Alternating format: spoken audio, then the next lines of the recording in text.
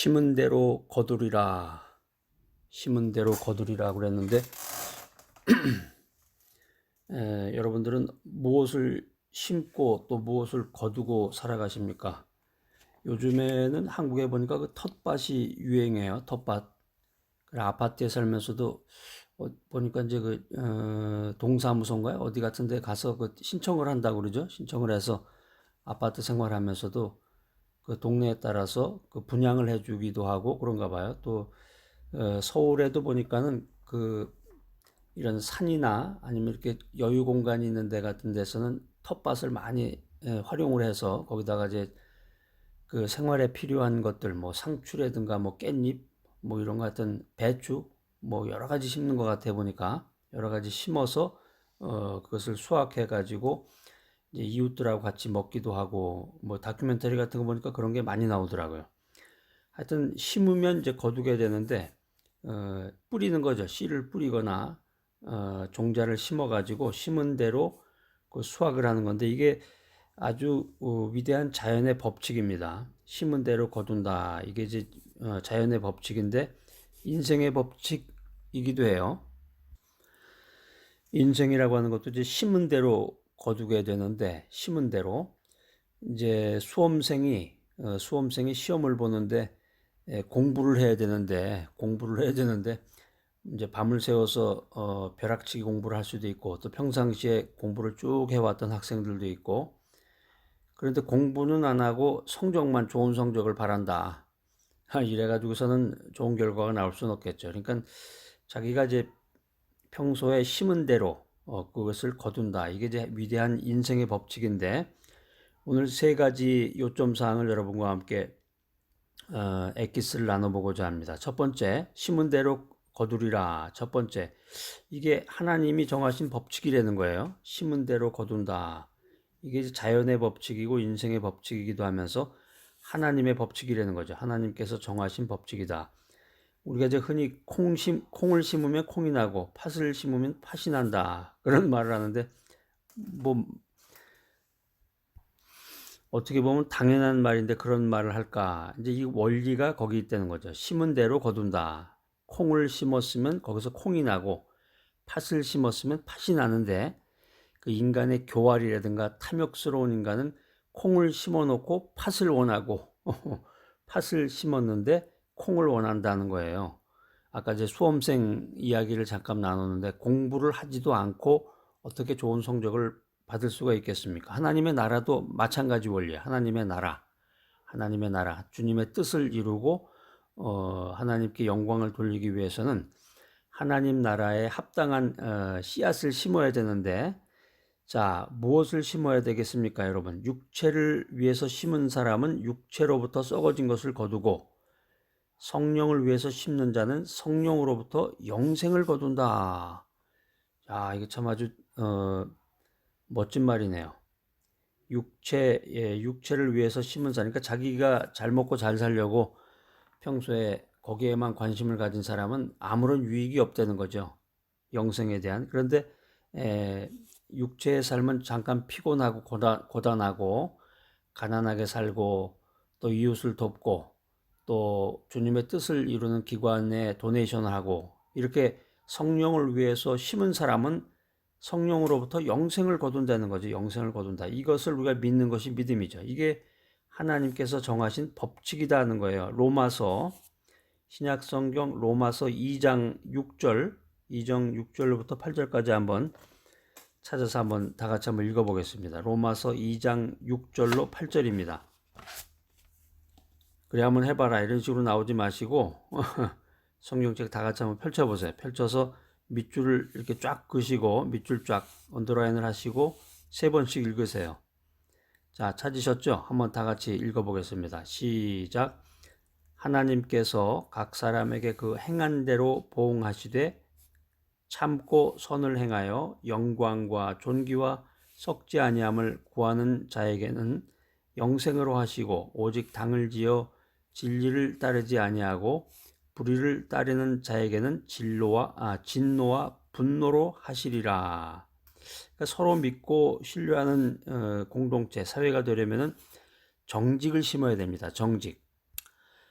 지금 이 사회가 굉장히 불신 가운데 살아가고 있는데 서로 믿고 신뢰하려면 정직을 심어야 된다. 그래서 신뢰와 믿음이 중요한데 이 자연 환경의 유익과 생명력을 원한다. 그러면 농약을 사용하면 안 되겠죠. 농약이라든가 유해 약품을 사용해서는 안 됩니다. 그리고 교회가 부흥하려면 성령으로 충만하려면 믿음을 심어라. 믿음을. 그리고 가정이 행복하고 화평하려면 믿음, 소망, 사랑을 심어야 된다. 시편 말씀 한번 찾아볼까요? 시편, 구약의 시편 126편 5절 말씀인데 이거 다 같이 찾아서 밑줄을 그어놓으시고 이건 암송하셔야 됩니다. 뭐 암송 하나마나 한 번만 읽으시면 이제 다 외워지는 건데 이렇게 암송을 해서 여러분들이 시간 틈틈이 그걸 묵상을 하셔야 돼요. 자꾸 하나님의 말씀이 어떤 의미일까? 주님의 뜻을 깨닫고 주의 말씀대로 살고자 기도하셔야 됩니다. 자, 시편 126편 5절. 자, 시작. 눈물을 흘리며 씨를 뿌리는 자는 기쁨으로 거두리로다. 예전에 보면은 그 눈물 섞인 빵을 먹지 않은 사람은 인생을 논할 자격이 없다. 뭐 이런 얘기도 있었고, 이제 형편이 어렵고 힘들어서 이제 라면을 먹으면서 눈물 섞인 라면을 먹는 그런 이야기도 있었는데 성경 시편 126편 5절에 이렇게 말씀합니다. 눈물을 흘리며 씨를 뿌리는 자는 기쁨으로 거두리로다. 씨를 뿌리는데 눈물을 흘렸다는 거예요. 아까 이제 눈물 섞인 빵, 눈물 섞인 그 라면 먹는 그런 얘기도 했는데, 그러니까 힘든 거죠 이게. 씨를 뿌리는 당시에는 힘들었는데 씨를 뿌리고 나서 일정한 기간이 지나니까 그 씨가 잘 자라나서 그것을 거둘 때는 기쁨이 충만했다. 자, 이 심은 대로 거두리라. 제1법칙은 하나님께서 정하신 법칙이다. 첫 번째 원리. 다음 두 번째 원리는 일단 심었으면 심은 것을 잘 관리하라. 관리, 매니지먼트 잘 관리하라는 거죠. 이 심은 것을 잘 관리하라. 이게 무슨 말이에요? 때에 따라 물을 주라는 물을. 그러니까 씨앗을 심었으면은 뭔가 씨를 뿌렸으면은 제일 중요한 게 이제 물이죠, 물. 물과 공기와 햇빛 이 세 가지가 영양제인데 그 씨 뿌린 데다가 뭐 영양제를 갖다 붓고 뭐 이러는 게 아니고 비타민을 뭐 주고 이러는 게 아니고 씨를 뿌렸으면 제일 중요한 것은 물입니다, 물. 이제 그 이외의 요소는 이제 햇빛이라든가 해가 나지 않아도 또 자랄 수가 없겠죠. 햇빛이라든가 공기, 좋은 공기, 산소가 너무 부족하다든가 그래도 안 되고 심은 것을 잘 관리하는 첫 번째 단계는 때에 잘 맞춰서 물을 주는 거다 하는 거죠. 물을 준다. 물론 땅도 중요합니다. 땅도. 아무리 옥토에다가 심었어도 좋은 땅에다가 씨를 심었어도 물을 줘야 된다는 거예요. 물을 줘야 된다. 그러니까 우리가 이제 영적인 생활에서 이걸 응용해 보면은 기도죠, 기도. 기도가 바로 물을 주는 일에 해당이 된다는 거야. 우리는 일을 열심히 할수록 더 열심히 기도해야 된다. 기도해야 된다. 농부가 아침 저녁으로 물을 주듯이 우리는 영적 생활을 하면서 아침 저녁으로 기도를 해야 된다. 그래서 은혜의 단비를 흡족히 받아야 된다. 그 다음에 이제 물을 주고 나서 이제 또 할 수 있는 게 비료죠, 비료. 비료를 잘 줘야 되는데 이 비료를 잘 주면은 그의 농사가 잘 되고 잘못 쓰면 실패하는 거죠. 그러니까 우리의 삶에도 이 비료가 필요한데 그게 뭐냐면 하나님의 말씀이다. 우리의 삶에 필요한 비료는 하나님의 말씀이다. 그러니까 우리가 뭘 하든지 간에 말씀에 의지해서 살아야 된다. 그리고 마지막으로 이제 김을 매주게 되는데요. 김을 매준다 그래서 잡초 같은 거 뽑잖아요.